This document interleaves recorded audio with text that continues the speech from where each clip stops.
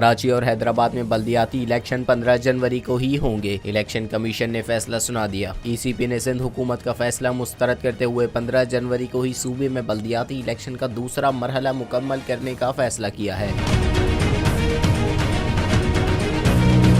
تفصیلات کے مطابق الیکشن کمشنر کی سربراہی میں اجلاس ہوا جس میں کراچی اور حیدرآباد کے بلدیاتی انتخابات کے معاملے پر غور کیا گیا۔ الیکشن کمیشن نے اجلاس میں سندھ حکومت کا 15 جنوری کو کراچی اور حیدرآباد میں بلدیاتی الیکشن ملتوی کرانے کا فیصلہ مسترد کر دیا۔ الیکشن کمیشن نے اس سلسلے میں وزارت داخلہ کو انتہائی حساس پولنگ اسٹیشنز پر فوج اور رینجرز کی تعیناتی یقینی بنانے کی ہدایت کی ہے۔